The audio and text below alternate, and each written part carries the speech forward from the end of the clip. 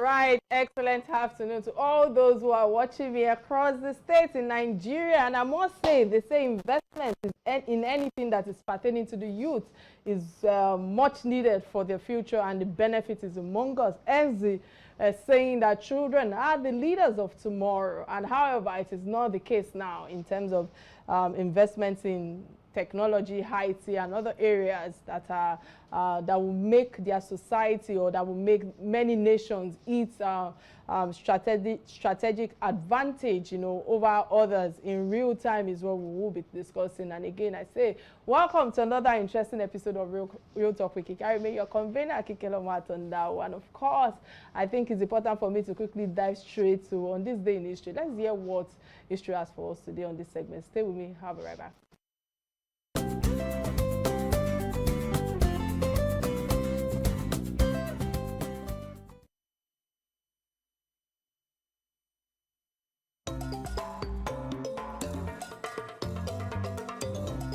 In 1962, the Nigerian national football team known as the Super Eagles played its first international match against Sierra Leone in Lagos. Nigeria won the match 2-0.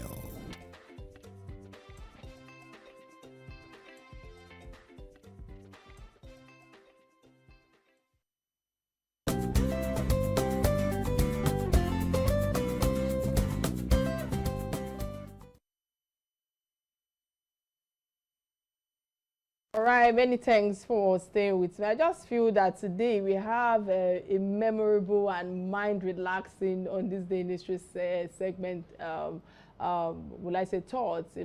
Because at least far away from all the negative, history of Boko Haram and the killings and how our leaders embezzle money and the likes. I think it's a good thing to know that our great country, celebrate or have celebrated victories in the past, and winning is always part of our NDA in terms of we Nigerians. And I think that that's a good one for me on this day in history segment, because I know how in the last, would I say 3 years, talking from radio now, on this day in history segment is not something that I personally look forward to. But so this is one of the good ones that I appreciate in terms of the victories. So I said, well, kudos, and let's go straight to let's get a message first from our sponsors. Stay with me. I'll be right back.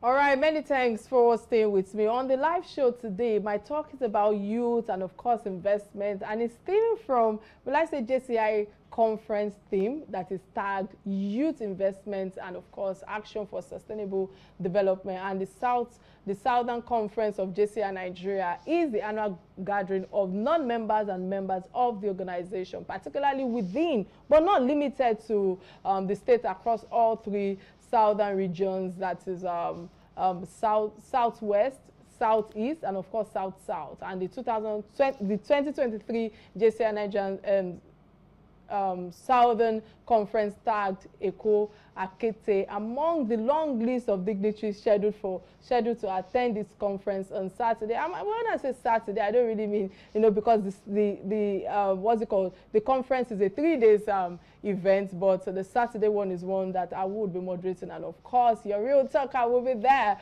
But before then, I think I have decided to interview a giant stakeholder. That's how I would like to refer to him when it comes to the project ahead of the JCI event, to speak about the youth investments and, of course, why we need it at this crucial time. And before I delve further on our guest, or on this topic at hand, I think it's important for us to check the profile of my guest, and the conversation will continue. Stay with me. I'll be right back.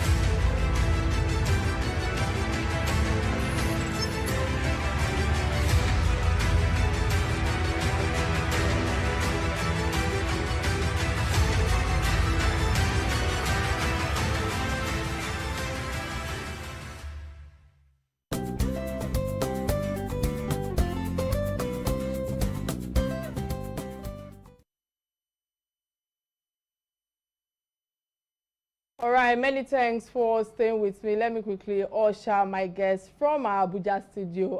Welcome to the show, Ambassador Abdullahi Bala. That's how I like to refer to you. It's a pleasure to have you on Real Talk today. How are you doing today? Let's start from there.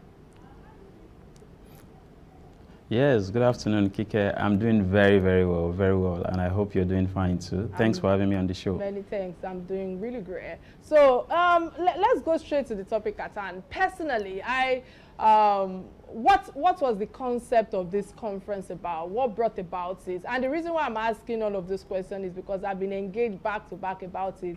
I know JCI deals with impact. That is one thing I've constantly, shared with people. For you and for you, the organizers, and quite a number of people who are behind, the camera, who are working endlessly for this conference, the likes of Tonya Atanda and many others. What is the idea about? I want you to enlighten the viewers, those who are watching us right now. Tell us more about the event, aside what they've, stumbled upon on socials. All right, thank you very much, Kike. Once again, thanks for the opportunity of sharing the moments with you at this very day. Okay, so the JCI Southern Conference is actually a conference of all members of the Junior Chamber International Nigeria across Southwest, South, and Southeast. And one very important reason for this conference is to actually bring everybody together to be able to have this cross-cultural exchange of ideas and, validation of activities that we've had in the last 4 months, and also look at a way forward to see how we improve on the other aspects of the activities that we are going to be engaging on. And most importantly is the fact that this conference, of course, is holding in Lagos in the next, we're kickstarting in the next 2 days. It's running between 27th to 30th of the month. And the engagements are actually value-packed because we have series of training, skill development engagements. We have a lot of engagement with stakeholders where we sort of give some level of reports of activities that we have done, where they also are able to share with us trends that are going on globally, and we're able to juxtapose the information and see what we need to continue to do as a leadership building organization. So for us, it's a conversation that is timely, and of course, the theme of the conference has been carefully selected, youth involvement and action for sustainable development. We believe so strongly in what human capacity, how much of value it is for any country to have. And we're actually very deliberate about building the capacity of every JCI member. Hence, it is important for us to continue to provide them platforms that makes them really competitive, that make them really valuable, and continue to become an asset, not just to themselves, but to the society and, of course, the country at large. This would continue to do, even at subsequent events of JCI Nigeria. And I am excited about this conference. I mean, it's the first conference of the year, and I'm particularly excited about the fact that you would also be joining us, and you will see how much of value, how much of exchange we have in the organization. And of course, this would also be a great opportunity for Nigerians, for young persons in the country, to actually understand that this platform continues to build leaders through the experience and opportunities that it provides them. We are young people that see responsibilities as opportunities, and that is why we continue to become better citizens at everything we do, better citizens for the country, and pure leadership for, of course, the organization and the world at large. Submission right there, and I like the fact that in part of your submission you've mentioned that there have been a lot of activities that have been ongoing in the last 4 months. It's not just about creating a conference, because that I feel that is most of the things that we see around us in this time and age, in terms of just 1 day, 2 days event. But there are a lot of activities that is ongoing, and this program has been announced since early this year, let me put it like that. And you've asked so many Nigerians to register, and some people feel that it should be free. When I tell people you have to pay 10,000, people say, madam, pay for us, but people are of the opinion that it should be free. But what is the need for them is what I think that I want to kind of touch on right now, because for people who are listening to us, who are watching us right now, some of them may have seen it via billboards, that have been shared in terms of adverts and all of that. Some people are, word hearing in terms of word referrals and the likes and all of that. Let them know what is the need for them with the amount that is being asked for them to pay. Please go ahead. All right, thank you very much, Kike. I wish the program would permit me to actually have a rundown of all the, value-packed programs that we have from Thursday, Friday, Saturday, till departure on Sunday. But trust me, these are carefully selected conversations, engagements that would add, in no doubt, value to members and every delegate that attends this conference. The 10,000 naira attending this conference is so almost free as far as we are concerned, because if you consider the value we are going to be bringing, the skill engagements sessions we are going to be having, the panel sessions we are going to be having the likes of the Deputy Governor, who is also going to be Deputy Governor of Lagos State, Honorable Hamzat, who is going to be sharing not just his experience, but also his understanding, and also a sort of validation of the activities that we do in the organization. Our projects and programs continue to make us better and ahead of people. It also affords people opportunity to actually build strong network. We have over 1,000 JCI Nigeria members registered for this conference. I mean, this is a free opportunity for anyone to actually network with this class of members. Not to forget that out of these members are past national presidents. You know, we've produced JCI presidents, JCI globally. We've produced one JCI president who is from Nigeria, JCI Senator Pascal Kike. His likes is going to be at the trainings at this conference. We have the likes of other senators, of other past presidents, and even people outside JCI Nigeria that are going to be coming to share their experience. They are going to be coming to validate a lot of these activities that we do, panel sessions, morning shows, specific trainings. Those are even much more than the 10,000 naira. The networking opportunity is one that is very, very huge. Part of the conference is the entrepreneurship masterclass that is actually starting tomorrow, ending on Thursday. These are actually additional opportunities that we're going to be having for our members. We have, for instance, the parliamentary clinic, which talks about formalizing decorum and actually getting people to actually have very meaningful and effective meetings and engagement at every sitting of theirs. These are actually beyond 10,000 naira. The fact that you're going to be meeting Kike is above 10,000 naira. And of course, myself and the host of dignitaries in the organization are going to be in the conference in the next 2 days. And of course, these are opportunities that would continue to not build leaders, but of course, continue to make them better citizens. Say that you have skills for marketing and sales right now, but quickly, you know, with all that you've shared, obviously it's an engagement that is value packed for 3 days. But before I came to the studio, you know, I like to do my research. So going online, because of the theme of the JCI conference, you know, I saw Nigerian Youth Investment Fund by the federal government that is dedicated to investing in the innovation ideas, you know, skills, and of course talent of Nigerian youth, aimed at maybe turning them into entrepreneurs, you know, wealth creators and employers of labor. Despite being an NGO, or should I say, has JCI been tapping into these funds over the years? Are you planning, you know, to do so now with what I've just shared with you? And of course, what has the support been over the years to initiatives like this?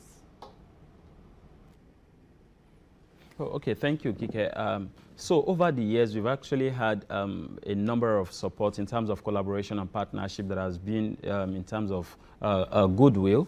We've also shared what our dream and passion is for building leaders through different opportunities, building entrepreneurs, building career persons, and empowering them to become better for those that are corporate persons. For instance, I am not an entrepreneur, so it's not like the organization is purely for just entrepreneurs. So we have series of programs, leadership masterclass from JCI that can be cascaded down to organizations that are not even directly affiliated to JCI.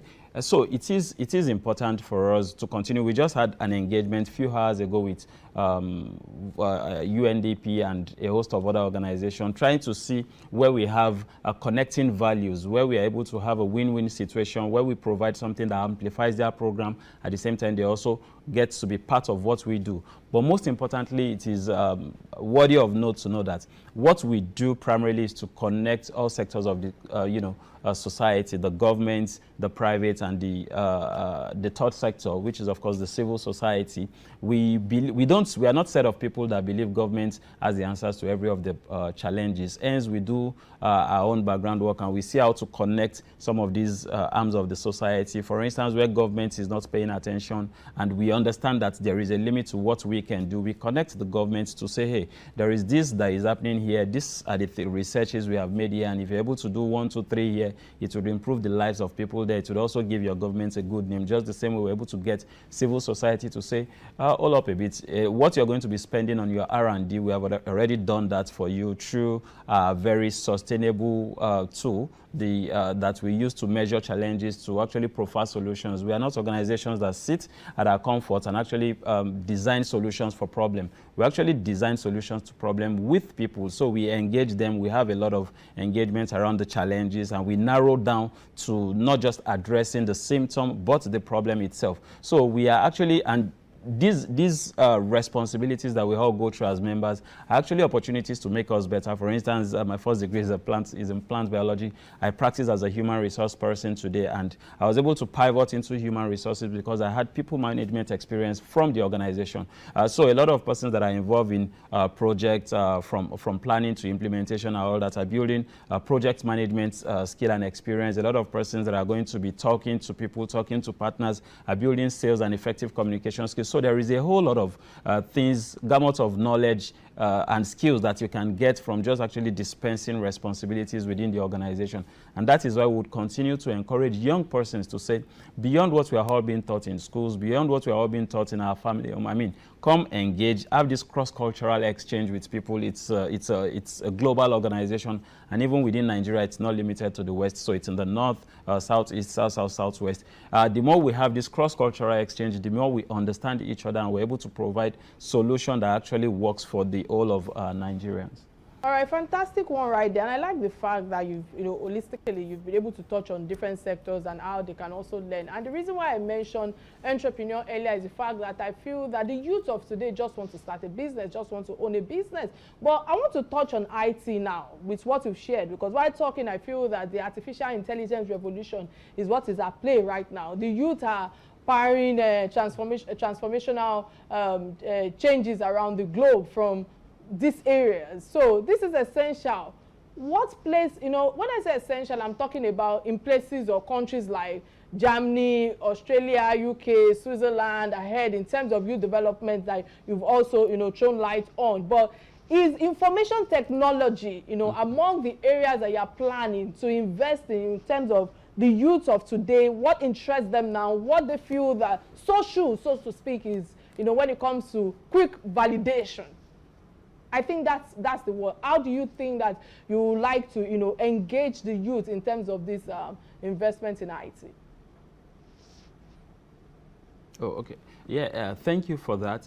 So I just want to take us back a bit. A few years ago, about 2 years, there were conversations around scaling up, because we understand that whatever it is we have all been taught in school is actually not 100% valid in the workspace now again. So, and of course, the very evolution is caused due to digital transformation. We're in the digital transformation era. And JCI Nigeria has carefully also now rejig a lot of their activities to actually meet up with that, so that we can continue to get our members evolve to meet up with these evolving challenges of the society.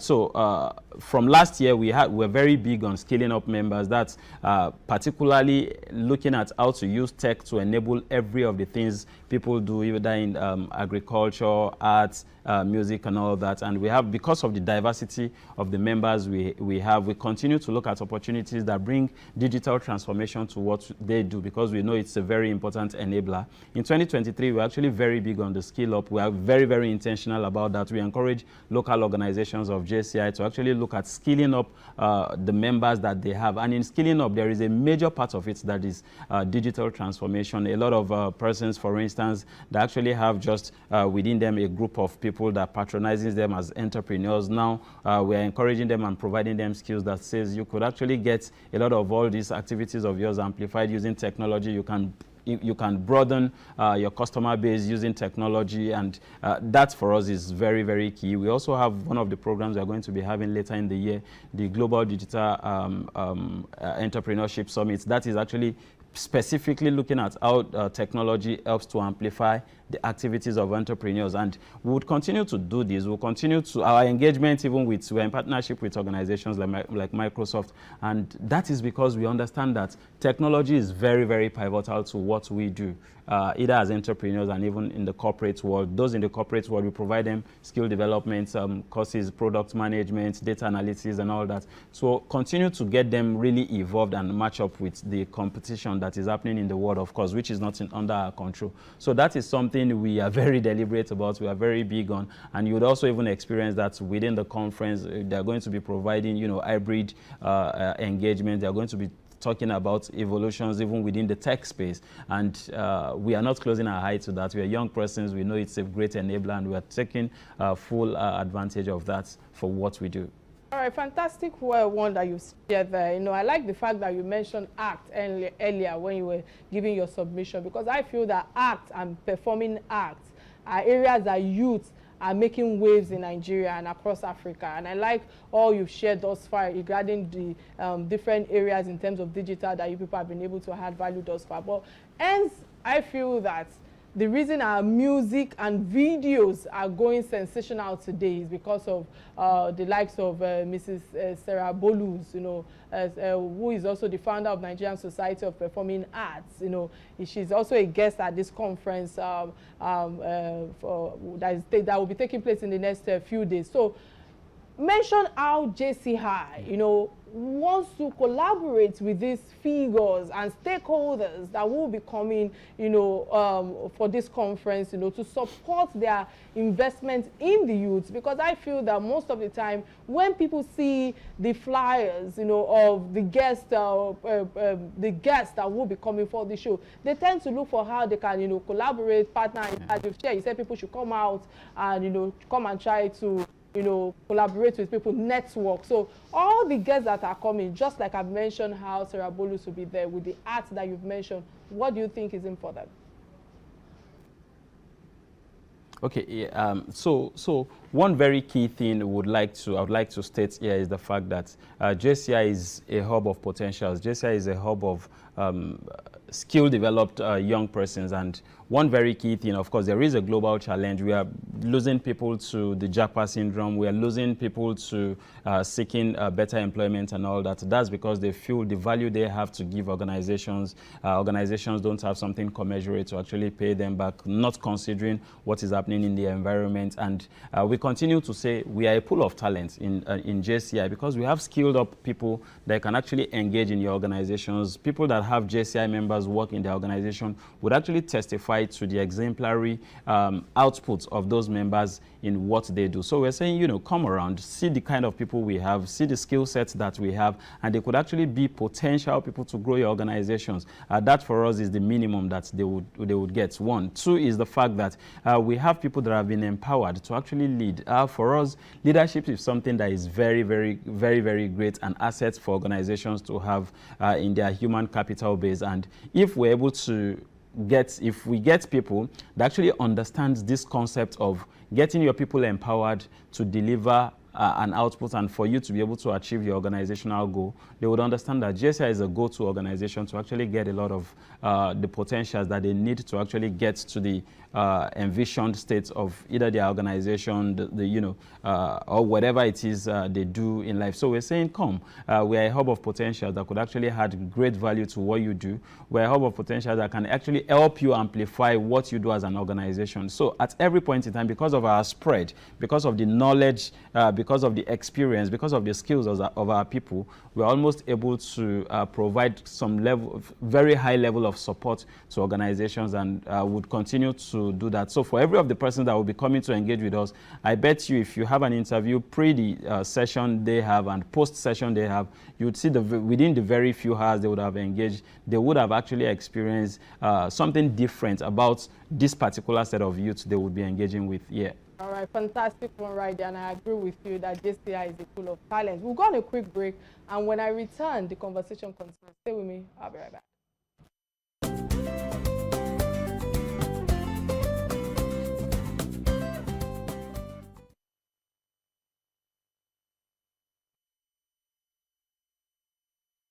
All right, glad to know you are still with us. In case you just joined the show, today's live conversation is about youth and investment potential. And of course, this edition of the show is coming in conjunction with JCI Southern Nigerian Conference, you know, tagged Eko Akete, you know, with the theme of youth investment and of course, sustainable action for development. And I have been having the real talk with Ambassador Abdullahi Bala, that's the 2023 National President, JCI Nigeria, and he has been enlightening us, with the importance of the event and of course the need for youth participation in our dear country, Nigeria, with all that is going on right now, with the Japa syndrome that he mentioned. And I think before I continue the conversation, let me quickly use this opportunity to open our phone lines.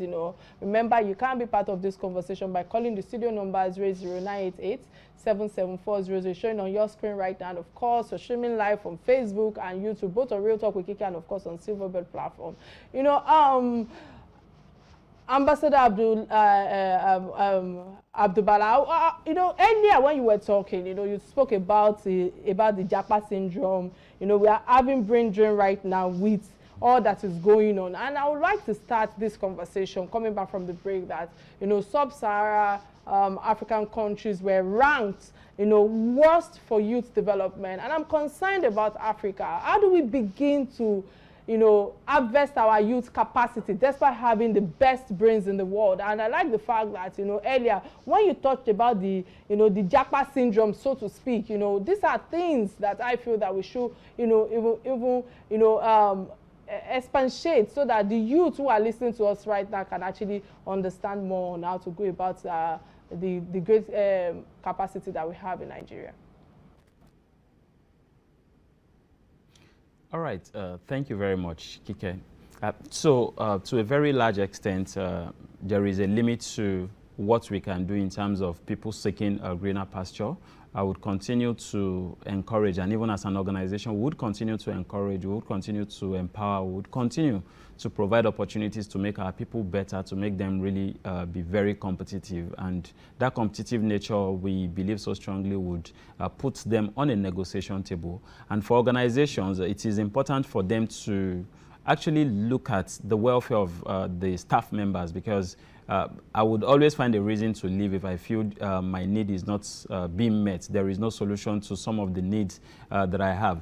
And unfortunately, or fortunately for a lot of organizations, there is now a blend, a mix of the Gen Zs coming into the workspace. And it is important for organizations to actually evolve to accept the Gen Zs into the practice and into the culture of the organizations, knowing fully well that whether they like it or not, there is nothing organizations can do about this inflow. So for young persons that are seeking opportunities outside the shores of the country, yes, I think it's valid information for as far as they are concerned. But for us as a continent, it is very, very important for government and even for young persons to know that this is just the only continent we have, regardless of where we all run to, regardless of where we all go to seeking greener pasture.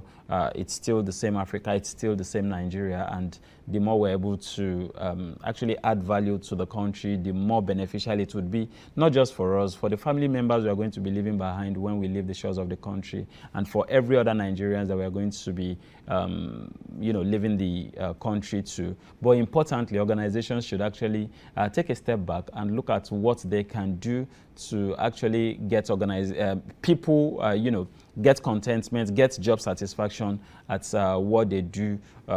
People are now saying, we don't want to wear suits to the office on Mondays again. We want remote work and all that. And it is important for organizations to actually look at this and weigh the options. Is it actually necessary for these people to spend 5 days in the week if I'm not ready to increase the salary, the current salary they've been earning in the past 6 months, which of course had experienced inflation and no longer can afford what it could afford 6 months ago? Can I also say you guys can work 3 days in the week in the office and spend the remaining 2 days working remotely for as long as you're able to draw up your KPIs very clearly, you have a strong HR or people operations to do that for you. So it is important for organizations to now be very flexible and say, we just have to do something to actually continue to attract these people. Young persons are now saying, change the way our workspace looks like. We want a ping pong somewhere in the corner where if I have worked 5 hours at a stretch in the office, I can go use that to stretch my eye, relax and all that. They are now saying, you don't necessarily have to work 8 to 5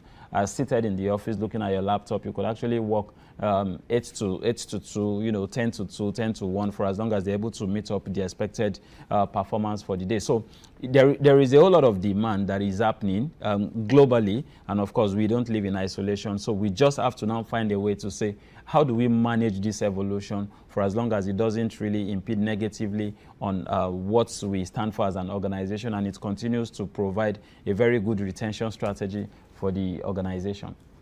Fantastic one right there, because I feel that COVID have, brought some flexibility to fall with how organizations should actually embrace certain work ethics and the likes and all of that. But with all that you've shared, some people might look at it from the angle that, okay, this is theory, let's talk about practical. And the reason why I'm talking about the practicality of this is because there are many issues battling with Nigeria as an economy, trying to make best use of its human resources. I like the fact that you said you studied one thing in school, but today you're human resource personnel. So which are the reasons why I feel that the youth of today, when it comes to the brain drain wave, why we are having some of the challenges we are having. So as a youth and a JCI ambassador, how do you think, I want to bring in the government here, how do you think that the federal government can solve the problems of youth in our age, or, well, I believe I'm youth, in your age, in terms of perimeter from working or leaving the country for better reward for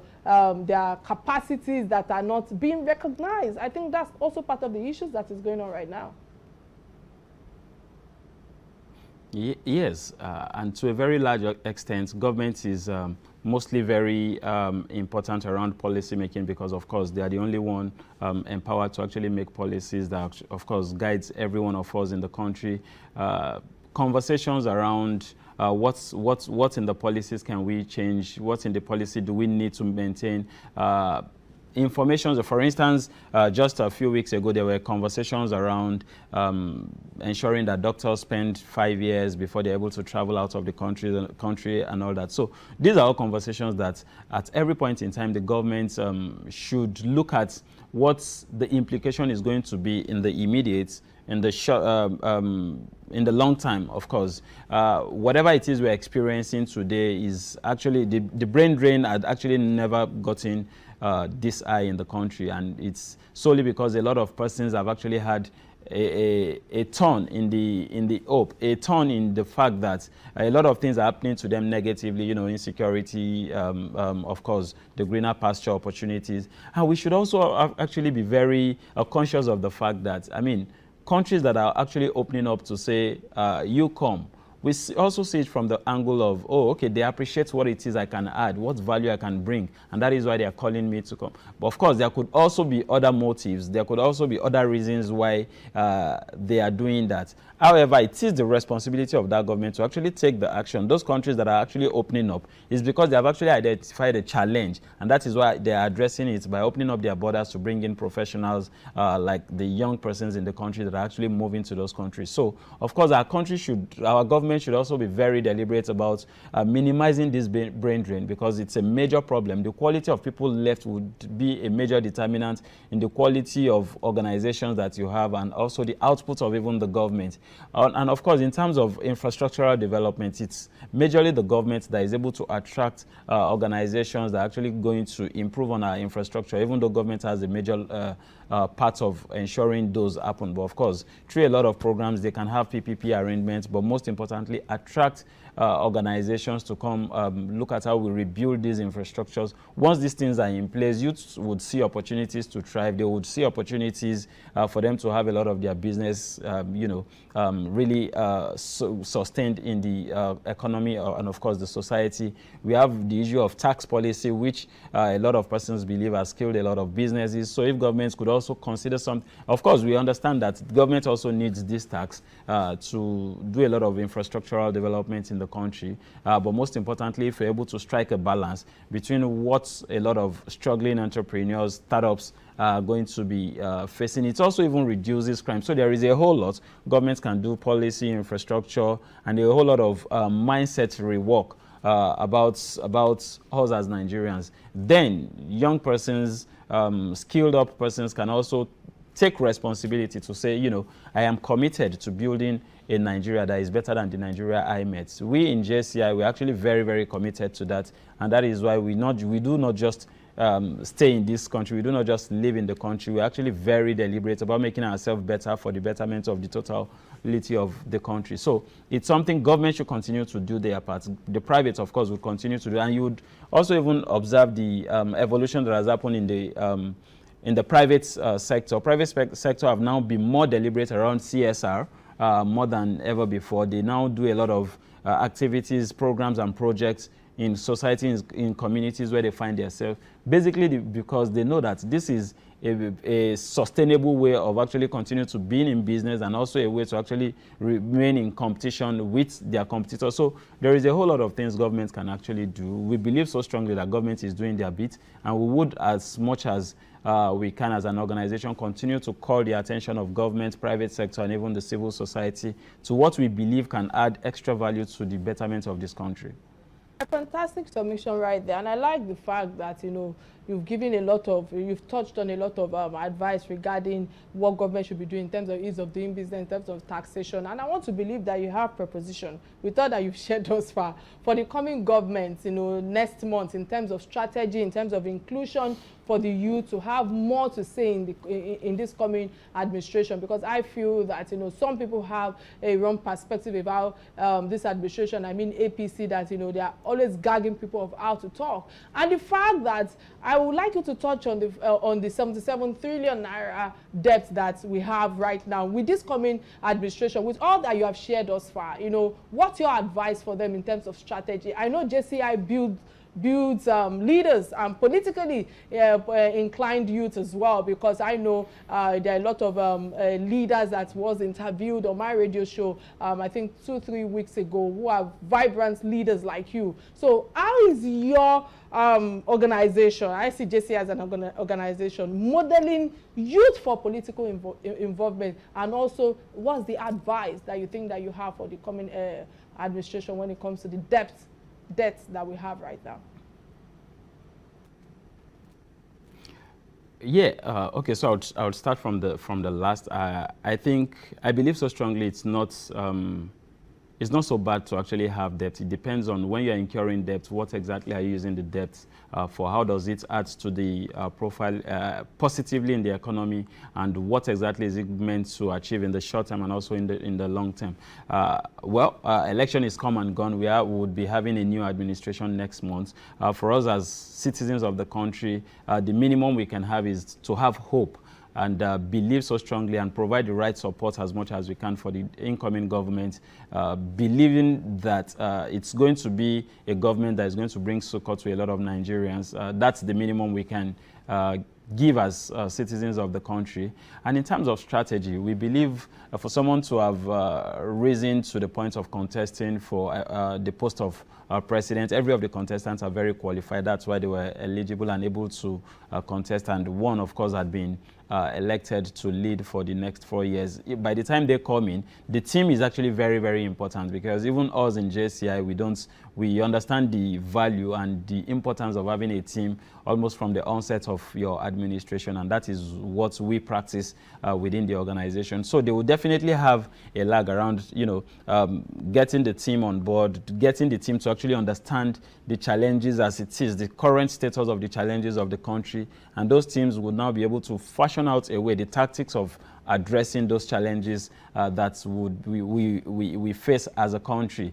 So it's going to be, of course, it's not going to be an easy task, but we can only wish them the very best. JCI would continue to be the organization that provides support as needed. We have a lot of skilled members, people that have great experiences, even politically in the organization, that of course would be available to provide the right support for any of the government that is in need of them. We have them spread across the country. I am a very, very corporate person, but I can tell you we have high-level members in the organizations that are politically affiliated to some parties, but are doing exceptionally well in their professional lives, and they are real autocrats and would be able to add great value to the new administration that is coming in. But as citizens, I would just want to implore everybody to be very hopeful in the government. That's the minimum we have. Without hope, we have no option, of course. So be very hopeful, and I believe so strongly that while we all continue to do our bit, governments would continue to see an opportunity in actually getting the country in the right direction. fantastic one again right there as the ambassador Abdullahi Bali, from JCI, is saying that citizens should be hopeful for incoming government, and of course that the incoming government will bring a lot of succor to a lot of Nigerians. So let's hope that all that we are crying for right now, all our needs will be met, especially when it comes to the state of our economy at the moment. And I say many thanks for all you've shared thus far, and of course for coming on the show today via our Abuja studio. But before I let you go, there's this last segment of the show that I call trending stories. These are stories that binds you and I, many of us, as Nigerians, and the first trending story that caught my attention is that of, the rescue mission for stranded Nigerians in Sudan. And I think that before I come to you to give your submission, let me quickly say this, in a war situation, almost everything goes wrong. I'm very wary. I pray that the internal fraction and the crisis in Sudan is brought to an end soonest for there to be a peaceful and harmonious, will I say, coexistence in this country. And that being said, I want to start from the larger picture, which is Africa. I feel that Africa is not yet united. And where am I coming from? I'm talking about the divide that is still, that is not yet settled between us. And if there's an internal conflict, in Sudan, why should neighboring countries become the issue when it comes to, safe passengers, or borders crossing for innocent civilians and foreign nationals, is what I'm asking right now. These are part of the reasons I feel that African unit is, established. Why are there no potent intervention to stop the internal war that is going on right now? Now, back to our dear country, our own country, Nigeria. It is very painful that we carry last sometimes in emergency matters. I don't want to say in everything because that's not who we are, but this war has been ongoing for over a week now, yet we are still gathering our axes, together when other countries from other continents like UK have taken out their own citizens. We are in a neighboring country or a neighboring African country that is yet to do successfully well in a lot of things. So to me, I just feel that it's more sad that businesses, or would I say private sectors, private firms are the ones that are supposed to be cushioned when it comes to that ease of doing business, even with what my guests have shared thus far right now, when it comes to the private sector being one of the people who are uplifting so many challenges that we're going through right now. So I feel that they are supposed to be supported in terms of growth, and they are the ones championing the evacuation right now. When I'm talking about championing the evacuation, I'm talking about Air Peace. And it's not about Air Peace being one of my sponsors or me facilitating training for the organization. I just feel that a nation that has no federal owned airline is now the one, stalling private airlines who have, chose to play their patriotic, will I say, roles. These are the same airlines that almost went on strike, and businesses, in terms of closure, twice last year, and because of these challenges and non-favorable terms, the federal government is putting them through this again in this country. And I feel that the federal government, I just want to point fingers at the government right now. They can't fight for their own interest internally or externally, so to speak, because when I say that, I'm talking about the increase, the terms of the flight routes and boost the international presence and the likes and all of that. I don't want to touch on some of the things that have transpired since last year to today when it comes to Emirates and the likes and all of that, but I just feel that Air Peace has always been at the frontliners of patriotic will I say works like this since the last 4 years. When I'm talking about last 4 years, I'm talking about COVID and the COVID period. I'm talking about even afterwards when it comes to South African crisis and the likes and all that. There are many more things that I feel that even Air Peace is doing that they don't want to put it out there in terms of no, this is private, and all of that. You don't have to put everything out there when it comes to the good work. But I think that this is the time that we need to continually put it, because now again, before coming to the studio, I read something according to Guardian that is saying that there are over 5,000 Nigerians in the troubled region, and we are planning to evacuate 3,000 first. In the first place, I'm asking, who did this to us?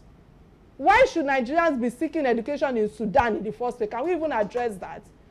Is it not because there's poor infrastructure that, you know, sleeping giants of Africa have become another thing and everybody wants to jackpot with the jackpot syndrome that my, you know, guest mentioned earlier? The students there can't be blamed, if you ask me. They prefer to go for education offshore when they know that, you know, strike will not occur. You know, last year, you know, I remember that, you know, we almost went on strike for a year in 2022. So who is to be blamed is what I'm putting out there. The federal government should facilitate the evacuation, and the case for airpeace that is ready to even carry out this evacuation from the neighboring countries around Sudan. And I'm asking myself, with airpeace even coming out to say that they are ready to come on board to meet you halfway, yes, we are still struggling. I don't want to mention some of the things that have been said by some of our leaders that we've put in the corridor of power, because I'm just trying to, you know, measure my thoughts in a peaceful way that will not bring divide in our country. But quickly, let me come to you,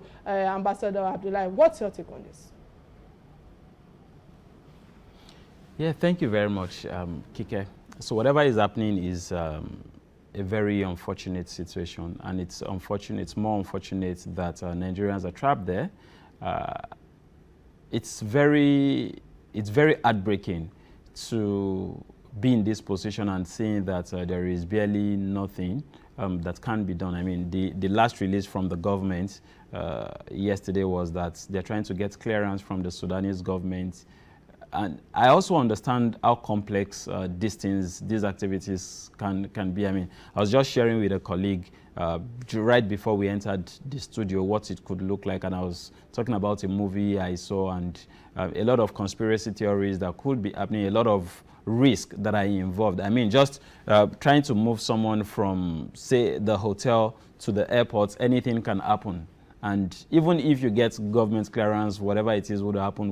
But it is very important for government to also be very, very cautious and wary, considering the resources available at your disposal. So I believe so strongly that it's just about mitigating the risk, managing the risk involved. It is unfortunate, and I feel for every Nigerians that are trapped in Sudan. And we hope that in the nearest of time, which we hope that is going to be in minutes, would get that clearance that will be able to evacuate Nigerians safely out of Sudan.